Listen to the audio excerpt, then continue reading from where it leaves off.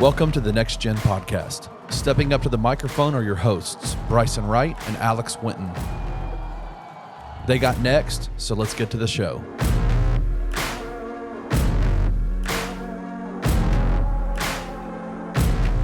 What's up, everybody? Welcome back into the Next Gen Podcast here on the Bluff City Media Podcast Network. As always, I'm your host, Bryson Wright, and I'm joined again by my co-host, Alex Winton. And we're joined tonight 24 hours after the Grizzlies got a road win in Atlanta. And I actually decided to make the trip kind of last minute to go down to Atlanta and watch the game. And it actually turned out to be a really good decision because the Grizzlies got the win. And it was also Ja Morant's first start since he came back from a suspension. And I think the biggest thing that I knew that it was going to be an interesting night was at the beginning of the game when he got announced in the starting lineup. And it sounded like it was a home game when they announced him in the starting lineup. Even the Atlanta fans were cheering for him. So I think that he even said that after the game, it felt good to feel that love. And the other thing I'll say is that you can say what you want to about the Hawks, but Atlanta knows how to have a basketball game.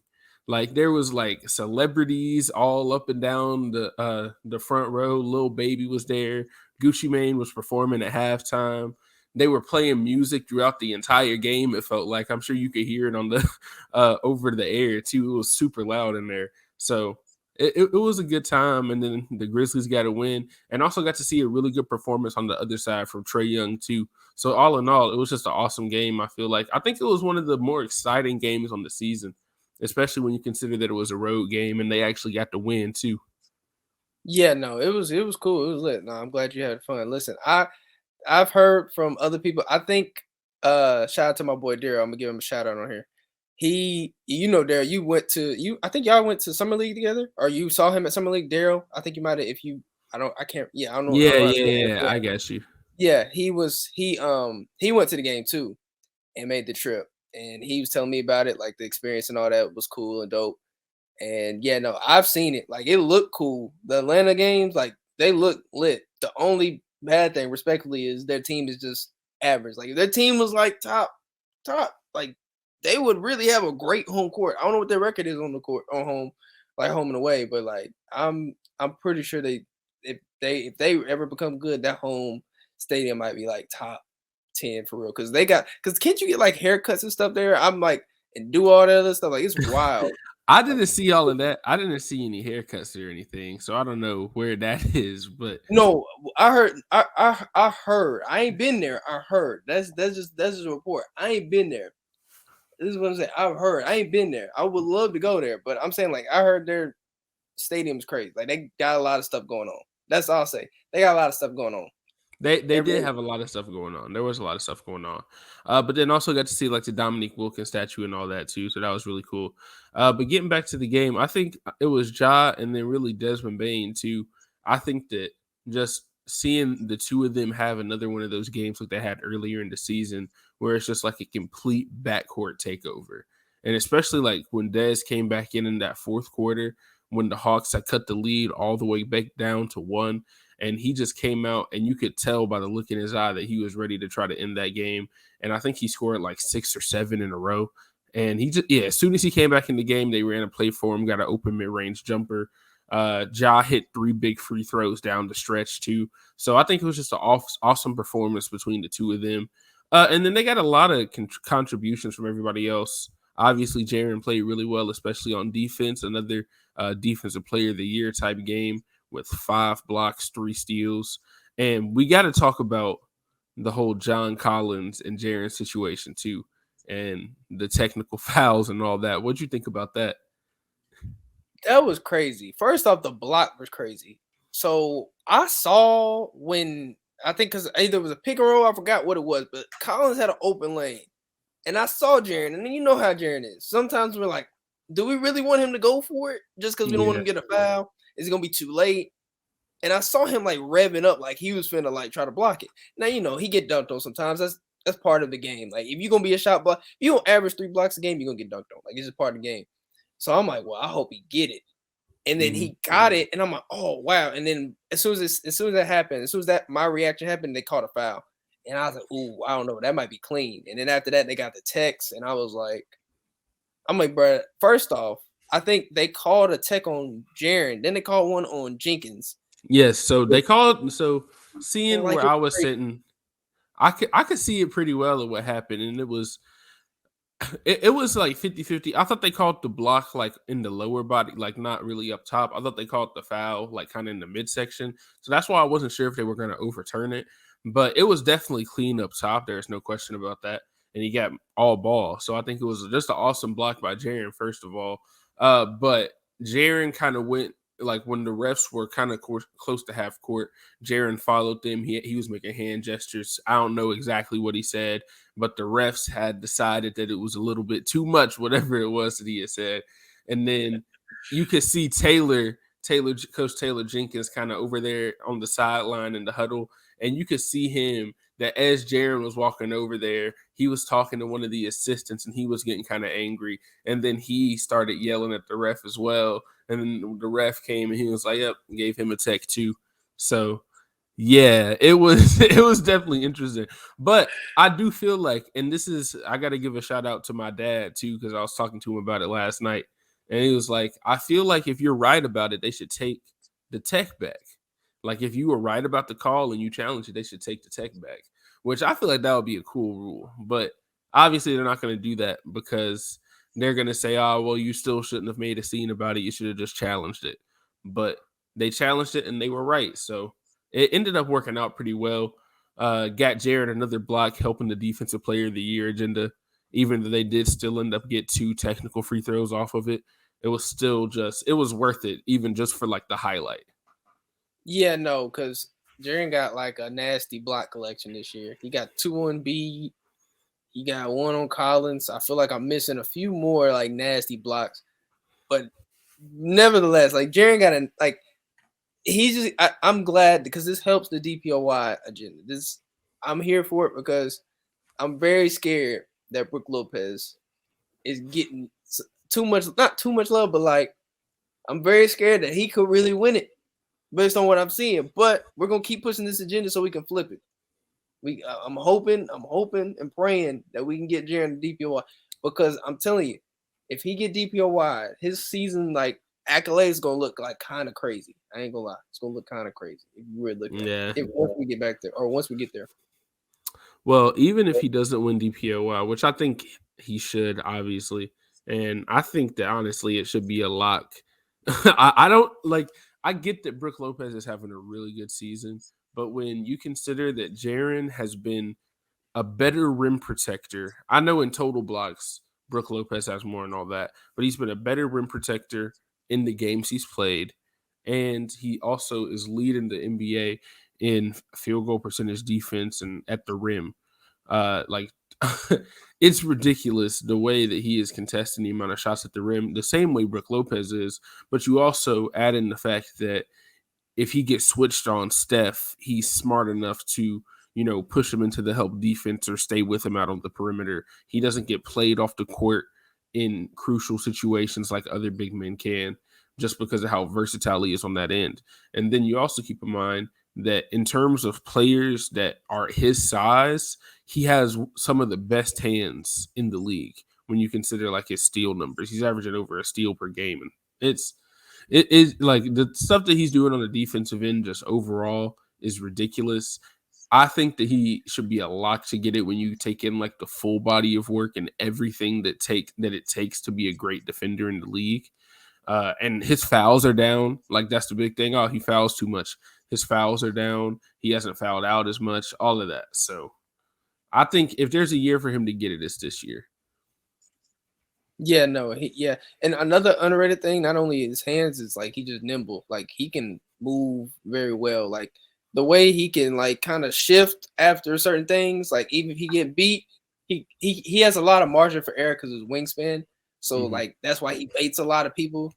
Like he baits like badly because you'll see him and you'll be like, he's finna give up something, but then it'll be like a quick snap and he'll just block it. Like it's kind of crazy. Like it's wild. I always say on Twitter, special. Just special. This is special stuff. That's all I'm gonna say. One word. That's all I got. Special stuff. So definitely. And we're also seeing some special stuff from some people on the Grizzlies bench as well. And we got to start because obviously we're still talking about the Atlanta game. Luke Kennard had a good game in Atlanta too. He was 4 out of 9 from 3. He had 14 points. So he had a really good game in Atlanta as well. But we got to go back to the game before against the Rockets too. Because this man, let me tell you, Luke Kennard, Nuke Kennard, the Nard dog, whatever you want to call him, it doesn't really matter as long as he's making threes. Because this man, since he's been on the Grizzlies, has been certified sniper. He has been absolutely incredible. And it is insane to see the effect that he has had on the offense overall. Because you got to keep in mind, like, they're like Job missed a lot of time. Brandon Clark is going to be out for the rest of the year. Steven Adams has been out. They're hoping he's going to get back. During this time, like we're going to talk about it a little bit down the road too, the Grizzlies have now become top 10 in half-court offense since they got Luke Kennard, basically, like since the trade deadline. Yeah, All-Star break. Yeah, basically. Or All-Star break. So basically, I think he played a game before the All-Star break. Yeah, maybe. but Since the All-Star break, they're top 10. So when you keep in mind that the only difference is you added Luke Kennard and then you took away Brandon Clark and John Morant and you become better in the half court, it's really ridiculous to kind of see the actual impact he has. Because it's just like there's another guy that you can't leave out there. Like if you leave him out there, he's going to make it. Like he missed the first 2 shots in Atlanta. I think that was kind of like the cool off because nobody expected him to go 10 for 11 every night. But the thing that I like the most about the 10 for 11 is the 11 attempts. Because if Luke Kennard is getting 11 attempts, it's not going to be 10 out of 11 every night. That might be a once in a lifetime thing. But a lot of times it's going to be 4 out of 11 or 5 out of 11 if he's getting 11 shots up. And I will take that. I'll take that every game. If he's going to shoot 4 out of 11 every game, I will take that every game. So that's what I'm saying. I like the amount of attempts he's getting up because that was the big thing that Clippers fans were talking about. Tyronn Lue doesn't know how to utilize him. He's scared to shoot. He doesn't shoot enough. He has not been scared to shoot since he came to Memphis. And that is... Yeah, I mean, it's been ridiculous to see. He's had 10 or more in all of his last 7 games on over 60% from 3. Just crazy stuff. Yeah, no, it's wild because the thing is, like you said, keys to attempts. Like I'm looking at it now. Like I said, he had a couple games where he only had like 3. It should never be the case. It should be more so if he's got to get at least 5 to 6 minimum, in my opinion. I don't care what the percentage is, get him up. And the thing about Luke for me is more, not to say he doesn't have impact at home, but more of it to me becomes of him having it on the road, like his impact on the road. Like, because on the road, we've been very average this year, to say the least. I forgot how many games under 500 on the road. But either way, I've always said their margin of error on the road is slimmer because of their offense and their streaky shooting. And so now that you have a guy that can make shots, like, for example, we'll bring up the Atlanta game. Grizz got killed on the glass. All second chance points, they were just giving them up. But the fact that not only obviously it wasn't just because Luke was hitting shots. I think we hit like 15 as a team, and they only hit like 8. Atlanta did, but still, I think Luke had 4 of those 15. Like just him, because that number used to be like 8, 9 threes for the Grizzlies on the road usually. But for them to have just a couple more, especially with the defense, like I said, like the Grizzlies have, it just gives you more margin of error. Because even watching the game, I know they weren't really clean up the glass like they should, but just we hit timely shots that we probably not making pre-All-Star break. Like we've seen it where they would go on lows and not be able to hit shots, not even able to run half-court offense. And now really Luke, not saying Luke's the only thing, I'll get into it after, but Luke is a big component of that in terms of now you not only hits open shots, but now he's creating open shots for other people too because they can't help off of him. So now that's just more spacing for Ja, Jaren, and Bane to really get active in the half court and even in transition. Like transition is going to be that's the one thing I'll say about BC being hurt. I hate it because he probably would have thrived a little bit more, right? If he's playing with Luke right now, the way he's that would have been nice. That would have been nice. But I'll still take what Luke's giving us right now. It's been good. Oh yeah, it's been awesome. And then in that game where he had that 30-point night, he was also the first person to ever make 10 threes and shoot 90% from the floor. So it's like it's actually unprecedented stuff we haven't seen before. And I mean, it only took him 17 games to break the record for most threes in a game in Grizzlies history. I Crazy. honestly feel like if they had left him in the fourth quarter, he probably could have gone. I think the record is 14. I Yeah, think he something could like have gotten it if they had left him in there. It wouldn't have surprised me if he could have got it because he was getting so many wide open looks in that game too. And then in Atlanta he continued to do that. And like I said, last 7 games he's been incredible. He's I like I'll keep saying it's gonna go down as the most underrated pickup at the trade deadline because nobody was talking about it when it first happened. But now I think everybody's finally waking up to that. And another player that we do have to talk about too that was big in Atlanta as well as Tyus Jones. And the thing that I'll say about Tyus is I think everybody who watches the Grizzlies is kind of there's 2 different versions of Tyus. You got bench Tyus and you got starter Tyus, right? And our thing is if we can get starter Tyus when he comes off the bench, then that is like I need him to have that same mentality that he comes in with when he starts, when he comes in with the second unit.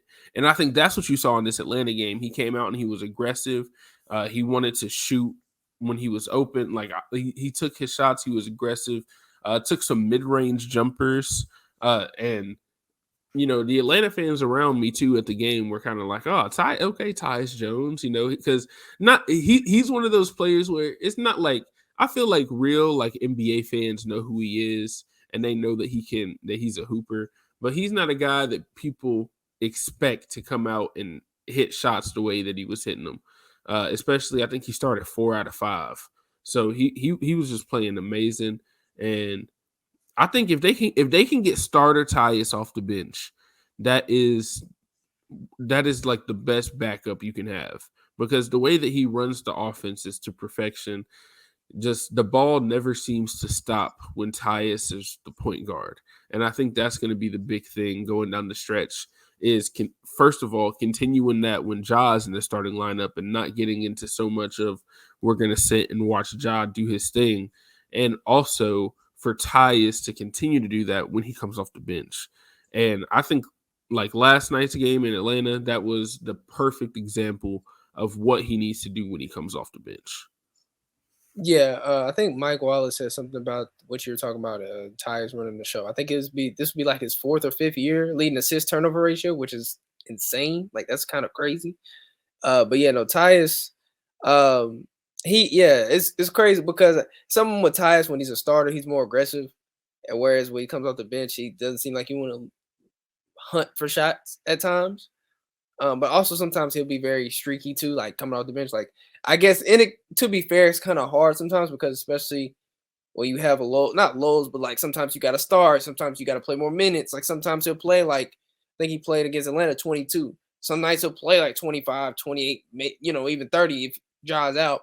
And then some nights he'll play like 19. So it's kind of hard sometimes to get a rhythm when your minutes is when you have that much of a difference, much of a variance. So but yeah, no, the thing is we're gonna need Tyus and Luke. I mean, if we're talking about guys, if we're going in the playoffs, those are really the main 2 that are gonna be coming off the bench contributing. Not to say Santi and Roddy won't play but like I know for sure like that was the vision for Luke. Like that's why they traded for Luke because you had a playoff 8 guy. Like, you had a playoff 8. Like you had 8. Usually you need like 8, usually 9 to really in your rotation to win.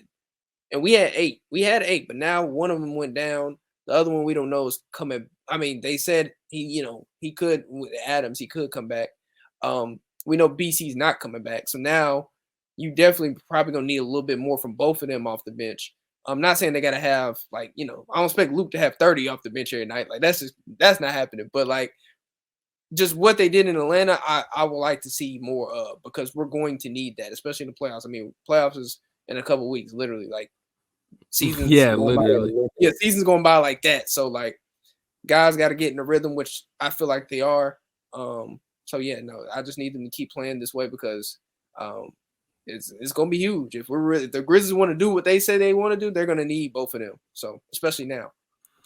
Yeah, and then last player to talk about from this Atlanta game before we kind of move on to some of our other topics is to continue to talk about Xavier Tillman, because I think he really had one of his best games of the season in Atlanta. 15 points, 8 rebounds, 2 blocks, 3 steals, 3 assists.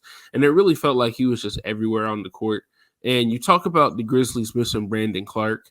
I think that's why Xavier Tillman playing this way and getting these minutes as a starter is going to be really important when they get into the playoffs, because even though he's probably not going to be starting once Steven Adams gets back, that's if Steven Adams can come back and he's at 100% and he's ready to play.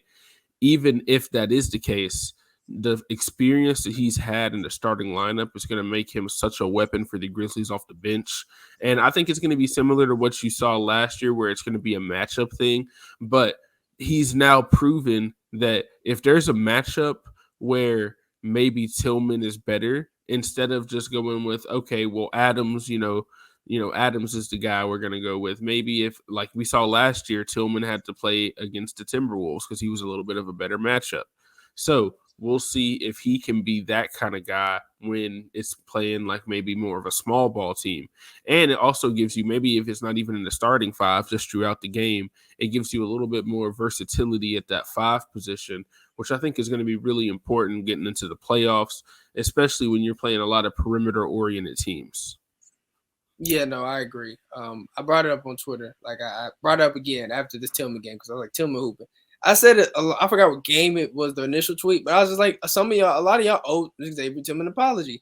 And I'm not saying he was supposed to be some like Steven Adams. Like, I think expectation of Tillman has been it's different for everybody because everybody expects him to have like 20 rebounds like Adams, and that's not going to be the case.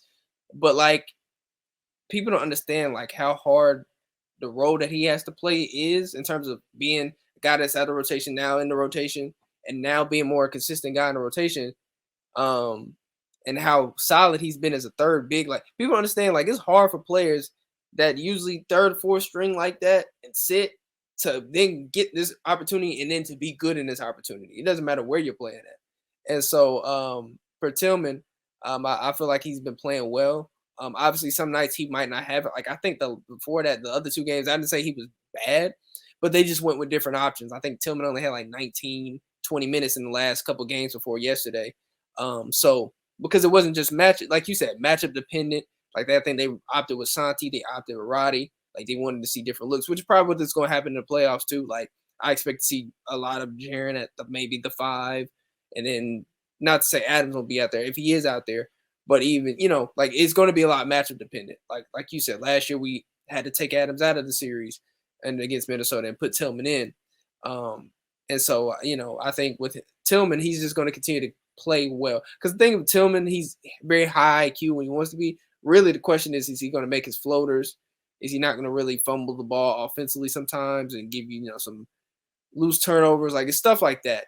But usually he offers a lot of stuff, especially playing with Jaren. Like, obviously, I feel like Jaren is a cheat code. You put him with any big on this team, and they just are really good. But, like, still, Tillman's been very solid. And I think, again, he's going to continue to play well because he's in a consistent role. Like, even when Adams comes back, even if he goes to the bench, he's still going to get his minutes. At least I believe he'll get his minutes. Because you got to think, when we're talking about playoff rotations, no offense to Santi, this is only his 2nd year. X has been in a playoff rotation before. Like, I mean, last year he was, and then even the year before, he was a big reason we won that playing game. Like, I remember, I think Jaren was sitting out that game. Or he didn't sit out, but, like, Jaren, like, Jenkins benched Jaren for a little bit, and X was playing. Like, X has been in moments. So I will not be surprised if he's out in the playoffs playing, like, not crazy minutes, but, like, 20, 25 minutes a night. Like, I would not be surprised by that at all. So, yeah, no, X has been hooping, man. People got to stop hating on X, man. I get y'all want him to be Adams. He's not Adams. But once you realize that, I promise you, he's a solid player. I promise you, he's going to be here. I think he's got another year on his contract or something like that. Maybe another year or 2, but yeah, definitely. He's going to be here for a minute. And then as we continue to talk about the playoffs, that can kind of get into the conversation that we want to talk about today, which is the Grizzlies' kind of offensive turnaround that they've had. in just like their offense overall, and especially in their half court offense, which has been the biggest issue, especially when you talk about the playoffs, is you got to be able to score in the half court. The game is going to slow down. There's not going to be as many fast break opportunities, and that's where the Grizzlies do feast a lot of the time because they're really good at causing deflections. They run off of Jaren's blocks, all of that kind of stuff. I feel like so many of Jaren's blocks, if you watch the entire highlight, they end with a bucket on the other end. And I think that's going to be such a big thing. Even in the playoffs, it's still going to be important that they do that, but they're going to have to find ways to score in the flow of the offense. And they've been doing that. They're top 10 in half-court offense since the All-Star break. And since March 9th, when they started this little streak where I think they've won like now 9 out of their last 10, they're first in the NBA in offensive rating since then. And it, not to say that you can expect them to keep playing this well on offense. You know, they're not going to keep shooting the way that they're shooting right now. They just had the best stretch shooting the ball in the history of the Grizzlies, like over the last 10 games. So that's not going to happen every time. But now that you've seen that they can do it, it gives me a lot more confidence that they'll be able to replicate. Maybe it's not shoot that well for the entire playoffs, but maybe you just have a series where you have 3 games where your team is just on fire from 3 or something like that. And that can be the difference between, you know, winning in 5 and losing the series. So just seeing that they have the ability to do that is awesome to see. And I think it's also going to be good for their confidence kind of going into the postseason as well. Yeah, no, their offense has been rolling. I gotta give credit to this man. I am a big Taylor Jenkins criticizer. Not to say I don't like Taylor Jenkins. I think he's a good coach, but sometimes he makes easy things harder than they need to be. And I'm not saying he was the main or the only reason for our half court issues, but I will say, like I said, big on blame pies. He was a big reason, and it wasn't because of it's not too much he needs to do. It's little stuff. And I think obviously we've been hitting more shots, which I think is obviously because of Luke, Bane, just we're hitting more shots. But a big reason is Jenkins has finally realized you need to run your offense through your best players. And I'm not saying they got to get a shot every time, but there have been literally every game I probably watched the last 3 or 4 or 5 games. Usually in the fourth quarter, they're running their offense through either Ja, Jaren, or Bane. Like even in that Atlanta game, they had a few times where they threw the ball to the post to Jaren. I ain't seen that in like weeks, months. Like it's been a minute. They usually got Jaren. He usually got Jaren parked in the corner, and sometimes he'll run up Ty or Ja and Xavier Tillman pick and roll, or like he'll have Bane in the corner. Why would you do that? Put Ja in an action that runs him, that throws the ball to Bane, and then you run a pick and roll with Jaren. Like something simple. I'm not saying it's got to be something crazy, but getting your best players involved in the action and knowing a clear pecking order of who your best players are, and then everybody else is gonna do wonders for you. Because in the Atlanta game, like you said, it was Ja and Bane closing that game out. Like Bane had a couple times where I think they forced the screen. I think they put Bane in action, and then that forced a mismatch. I think with him and Capella, and he just blew by him. Like it's little stuff like that they need to keep doing because playoffs is about mismatches and hunting mismatches. Like it's about that. And again, just your offense is gonna easily flow when your best players are getting the ball because either they're scoring and getting a bucket, or somebody else is going to be open because of the action, because the defense has to focus on them. So it's just going to make your offense just flow much better. And that's what we've seen over the last couple of weeks is them being able to do that. Jenkins realizing, hey, I need to make sure these guys are, our offense is running through these guys. And that's the result you're seeing. Like this is the result of that. And now it's not going to be perfect all the time because, players they're going to miss shots. They're going to have turnovers. But you gonna live and die with your best players making the plays. Like that's what I believe. So because if you don't, then there's really no chance of you really winning. Like you can obviously you want to share the ball. Like I think the Grizzlies had like I forgot how many assists in that game, like 20 something assists, and they're gonna always share the ball, move the ball. But you have to have a foundation of involving your best players and then go from there because they're unselfish as well. So it's not like they're gonna stop the ball even if you get them involved. Like they're very unselfish guys. And scalable guys, like their skill sets are scalable. So Jenkins just needs to keep doing that, and I'm pretty sure our offense will stay where it's at because I think we're 11th in the league now. So just keep it rolling. Yeah, for sure. And I think that another thing that they can do in the half court when you talk about like getting the best players the ball, something that I've been saying I think they need to go back to is every time they actually run a Ja and Jaren pick and roll, it always seems to end up in an easy lob for Jaren, or if not an easy lob for Jaren, an easy take for Ja to the rim. So I think as soon as we continue to get down into playoff time, that is going to have to be something they're going to have to utilize a lot more, because they really have not been doing that a lot this season. They haven't been doing a lot of Ja and Jaren pick and roll, which honestly doesn't make like a ton of sense. I feel like that it is an easy way for them to score. So we'll see if they do a little bit more of that, going into the half court. But we have seen them use Jaren as a screener a lot more lately, and it's resulted, as we've been saying, as the offense becoming better. So it seems like everybody who was calling for Jaren to get the ball, for them to run the pick and roll with Jaren a lot more, everybody who thought that, it seems that the stats back up all of your thoughts. So congratulations to Grizzlies Twitter. You guys did it. Yeah, no, the thing is, like, because they did this before. Like, they ran, like, Jenkins, that's the thing that I get frustrated with Jenkins about. It's not that he hasn't done it for me, not just with Jenkins, my frustration, but players, consistency. He used to do this in year 2. So Ja's rookie year and Jaren's second year, when Jaren was like a 40% three-point shooter. I have the clip. I wish I could bring it up. But there was a game we played Minnesota, bro. And I think it was like we literally ran Ja Jaren pick and roll to close that game out. I kid you not. They ran it like 5-6 straight times. I think it was like a Ja bucket, a Jaren 3, another Ja bucket, and then another Jaren bucket. Like, it just produced so many results.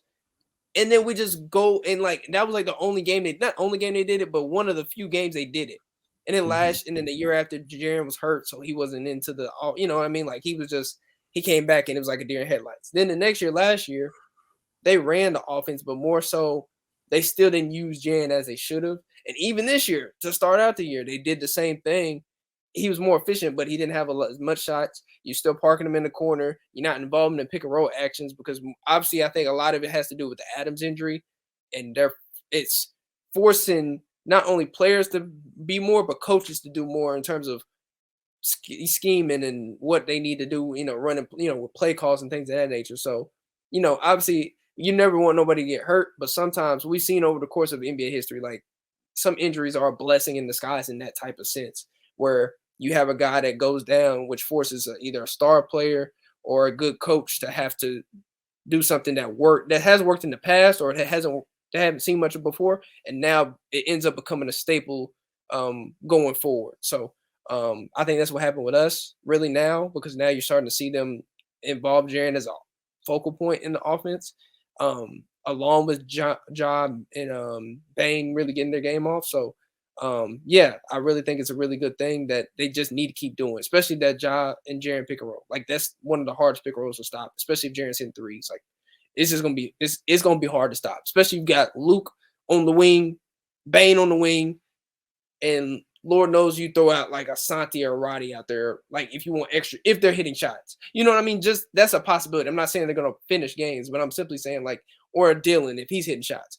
Like, that's a bunch of space, and basically the defenders have to pick their poison. Like, that's just tough, especially the hitting shots. So yeah. For sure. And then you mentioned Dylan Brooks, and this is crazy because this man has really turned it around. Like, since Draymond put that little podcast clip out about him, that man has been incredible. And like in his last 5 games, he's shooting 59% from 3 in his last 5. Now, we know that this is not like, that's not something you're going like that's going to continue. Like, we're not going to expect that from him. But when you see like the way that it's happening, it's sustainable. Like, that's what I always talk about, is like, is the way that you're scoring right now sustainable, right? If you have like just one crazy game where like the Luke Kennard 10 out of 11, like I said, the attempts are good, that's not going to happen consistently, right? 59% from 3 isn't going to happen consistently. But when you look at the fact that all of his attempts are basically wide open because people are leaving him completely wide open.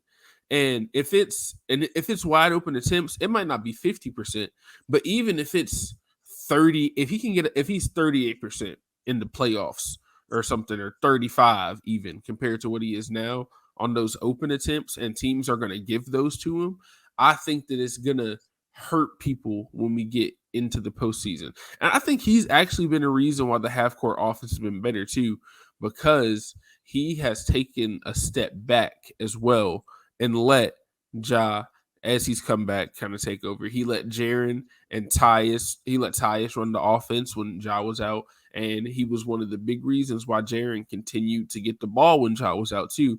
I think he's one of the people that makes as many post entry passes as any of the other guards on the team, it seems like.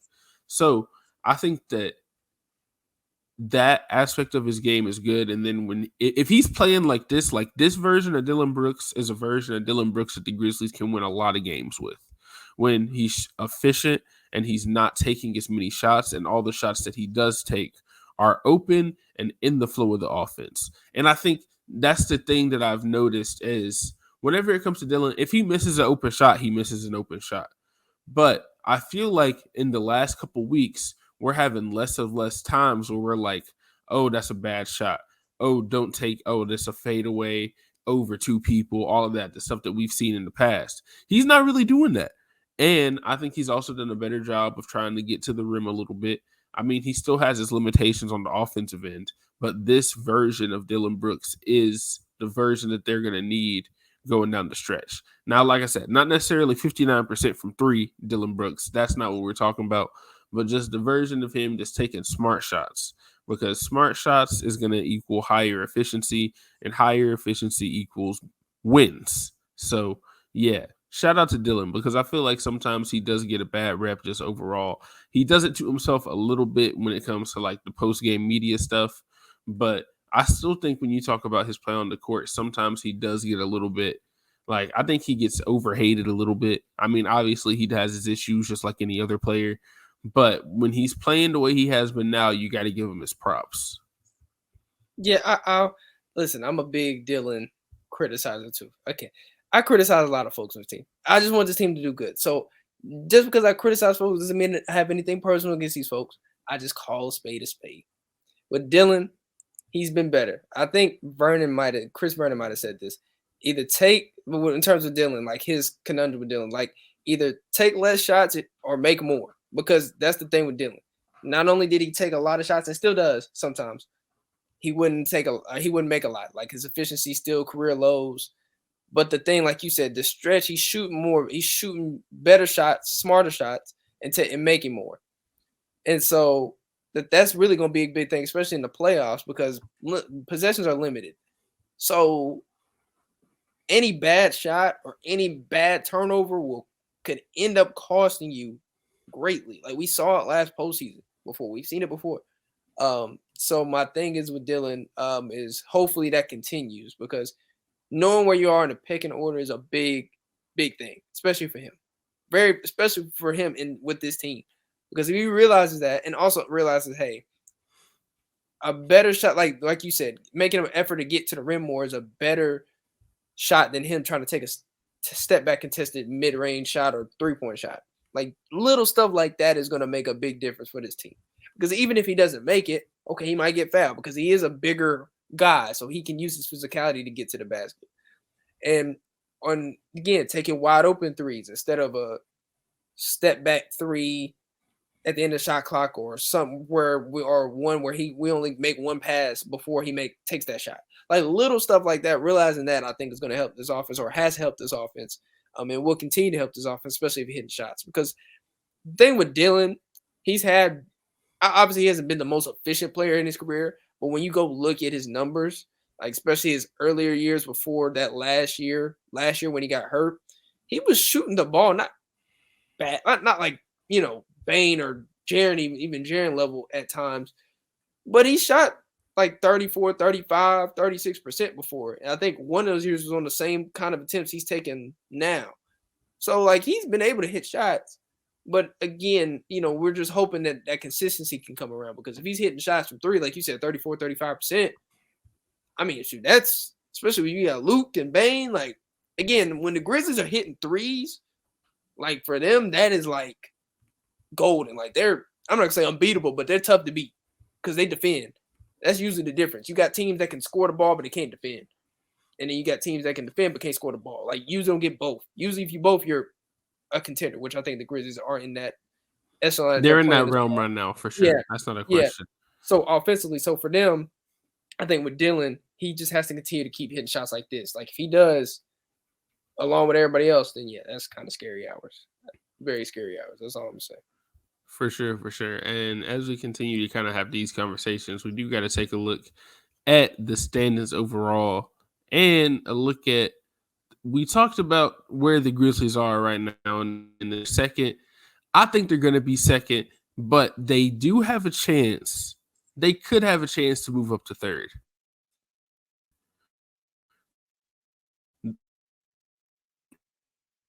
Right, that means that.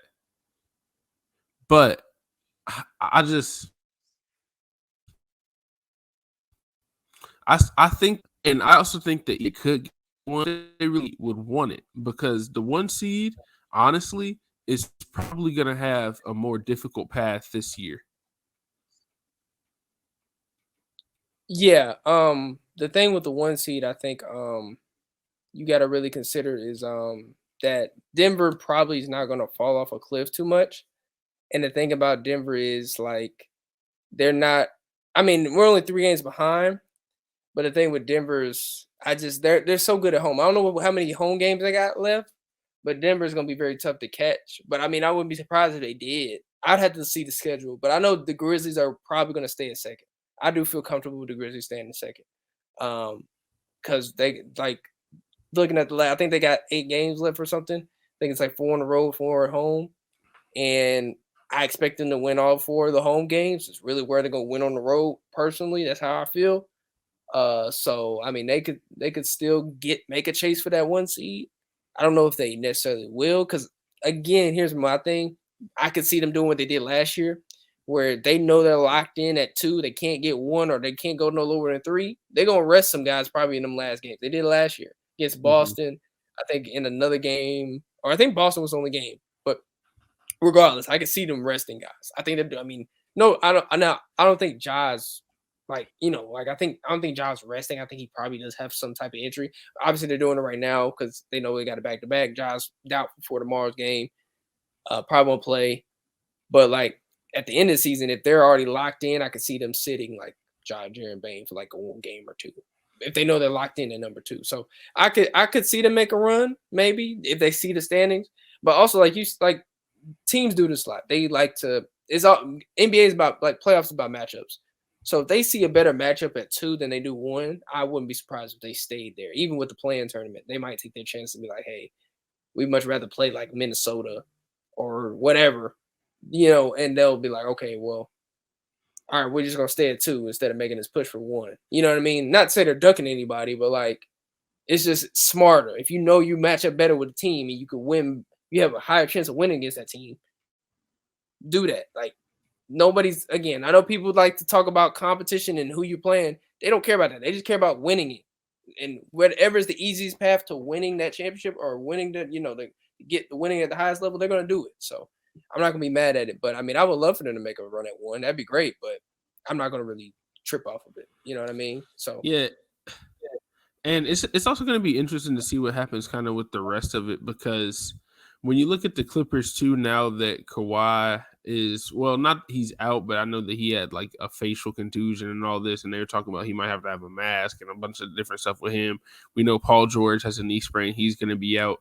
They could end up falling. You could see the Suns and the Warriors move up to that 4 and 5, which would mean that you wouldn't have to worry about either of them, even in the second round, if you do make it out of your first round series. So it's one of those things where getting the 1 seed could also end up giving you more difficult matchups. Now, I think that what the Grizzlies should do is play the season out the way that they want to, whether that's rest people, whether that's not rest people, but don't do it based on the standings.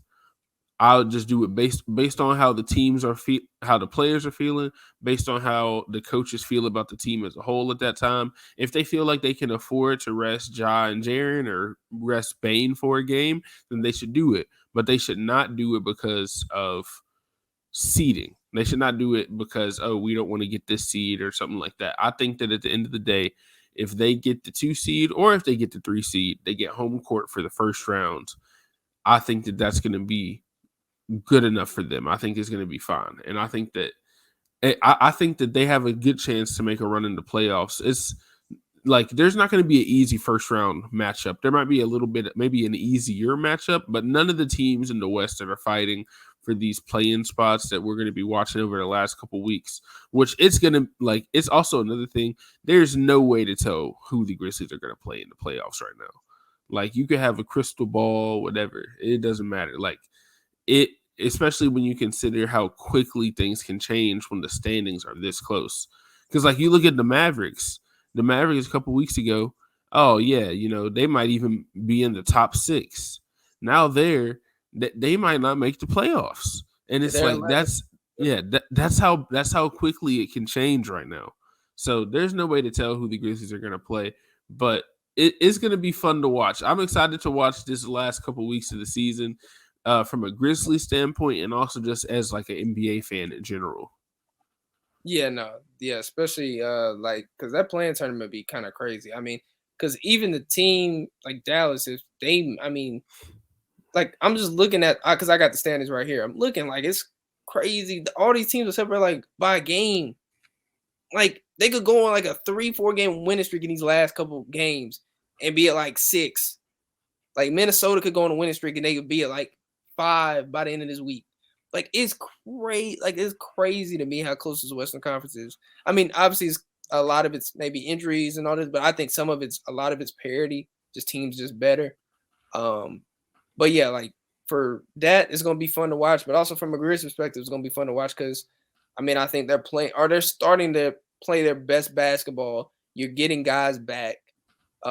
You're flowing on both sides of the ball really well. So I think the Grizz are really playing their best ball at the right time because you want to go into the playoffs playing well. You don't want to go into the playoffs losing your last like 5 out of 6. You don't want to do that. You know what I mean? Or last 3, games you lose. Like you don't want to do that. You want to go into there with some confidence. Your team confident about it, especially with the Grizzlies because young team. Like you want them to have as much confidence as possible because it's going to pay off dividends for them going into it, regardless of who they're playing, because they're going to have home court.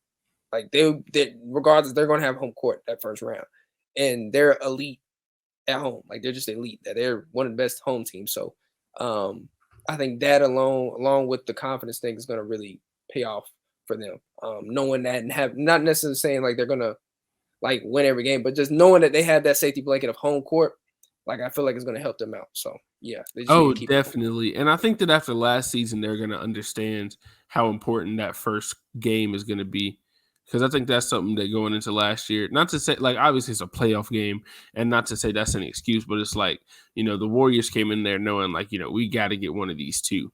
And it seemed like the Grizzlies kind of let one get away in game 1 in that series. And they let game 1 in the Timberwolves series get away from them too. So it's like they're going to have to come out in that game 1 and they're going to have to be locked in. And you say they're one of the best home teams. This season, they've actually been the best home team. They're 32-5 right now at home. They've only lost 5 times in FedEx Forum all season, which is just it's when you really think about it, 32-5, they're going to have a chance with the teams they have remaining that they're going to be playing at home too. They're going to have a chance because, I mean, they're going to play the Magic. Not to say that the Magic are some horrible team, and they've actually been pretty good since the All-Star break and everything like that. But, playing them at home, you're going to be playing the Clippers without Paul George twice at home. Those should be 2 games that you think you can win. So, I mean, they have a chance to have, just continue to build on the best home record they've ever had and finish with the best home record in the NBA going into the playoffs. Hopefully they'll have the best home record in the playoffs too. Yeah, I hope so. I think actually, if I'm not mistaken, I think tomorrow, if they win the game, they'll break the franchise record for most home wins in the season. Like, I think that's Yep. I had to see. I think it's something like that, which is crazy. And the thing, like you said, they only lost 5 games, and I pretty much can recall all those 5 games. I watched them. Like, I watched all those 5 games. Like, luckily I went to 2 games and they won them. But I remember those 5 losses very well because it just doesn't happen a lot. So when they do lose at home, I can recall how they lost and why they lost. Like, it's funny. But hey, I mean, listen, that's good stuff. I mean, you gotta win at home. Like, that's just how it is. If you go, not say you gotta win on the road too, but like, you gotta protect home court, especially if you got home court advantage. And like you said, they gotta know the importance of home court in the playoffs now. You can't just play because personally to me, like you talking about, they let one get away and against the Golden State. I felt like they did. That's what, like, if you look back at that series, obviously Ja got hurt, but if Ja didn't get hurt and they end up losing that series, I would be like, if I was a player, I'd be like, dang, like, we let one get away. If we say, where do we, and I know you can't say you lost the series in game 1, but still, you could look back and be like, especially the way it went, context wise, you're like, damn, we let one get away. So I think they'll learn from that experience last year and understand, like, we need to make sure we win these home games. Like, we don't need to be playing around and letting these games slip because every game literally matters, like every game. So it's about the one who gets to 16 first, you know what I mean, overall. So yeah, they just need to make sure they keep that the main thing in terms of protecting home court. For sure, for sure. Well, as always, thank you to everybody who listened or watched us on YouTube this week with the Bluff City Media Podcast Network.